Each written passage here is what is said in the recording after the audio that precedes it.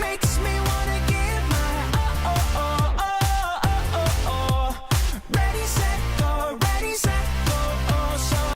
Welcome to the Daily Dose, here for your sales training, your motivation, and your hope. Financial security, money, currency. Everyone wants more money. Everyone seems to want more of it. Give me more money. Well, stories are woven throughout history of greed, of selfishness, of desire, and sometimes even selflessness. Some stories are tragic. Some stories are funny stories, and some stories teach us a little bit of wisdom about money management. I want to tell you a story about a guy named George and Betsy. George and Betsy would go to the county fair every single year. Now, they didn't go to many events, so this was their one big event. And he asked his wife, George, he asked his wife, Betsy, I'm sorry, Betsy, I really want to ride that crop duster acrobatic airplane. And Betsy would say, hey, look, honey, I know you want to drive that crop dusting aerobatic airplane, but it costs $10, and $10 is $10. George replied, man, I really want to go. And year after year, George would go and ask his wife, and he finally said, honey, I'm 81 years old. This is my final time. I want to go on that crop duster aerobatic airplane.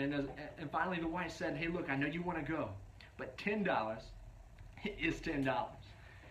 Well, the pilot overheard, and the pilot came by and he says, man, I've seen you guys come here year after year. You want to go on the airplane ride. And I'll tell you what I'll do. I'll let you go on the ride. And after all the turns and spins, if I hear one sound, you guys won't get this for free. But if you don't say anything, you guys will get the airplane ride for free. George and Betsy agreed. They went on the airplane ride. The pilot did turns and twists and flips. And by the end of it, he finally said, George, I'm so surprised. I did all of those turns and flips, and I didn't hear one sound. And finally George said, yeah, I was going to say something while my wife flew out the airplane. But $10 is $10. The first tip of the day, it's unfortunate that we need money to survive, but let's make the most of it, right? Man, I'm one person, man, I've lived without. I've done without money. I've wondered, where am I going to pay the rent? I've slept in my car. But let me tell you this, I've worked hard, and now I'm able to take my wife to nice hotels. I'm able to treat my wife on things that she likes, take her to nice dinners. I'm able to provide a nice house for my family. I'm not saying that money is everything, but everything needs money. Tip number 2 on financial security is live below your means. I love this quote by Dave Ramsey. He says, we buy things we don't need with money we don't have on people we don't even like. Hey, I'm a big fan on, and I'm a big believer in, just because you can afford it doesn't mean you should buy it. There's a difference between investing and spending. Investing, you're investing for tomorrow. You're investing in yourself. You're investing in your family and your future. Spending sometimes is a little short term. I'm always long term with your money because you worked hard for it.